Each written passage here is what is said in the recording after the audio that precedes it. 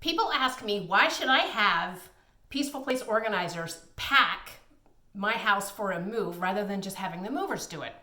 One word, decluttering. Because the way we do it is we do a quick sort on items and then ask you, do you really want this in your smaller house that you're moving to?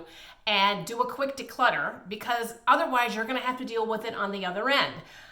People's natural inclination, because moving is so overwhelming, is just to say, oh, just pack it all and I'll deal with it when I get there.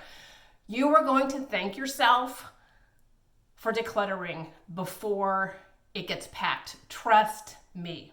So that's one reason. The other reason is that organizers take a lot of care to label the outside of the boxes accurately. We can even use like an inventory scanning system if you want to do that.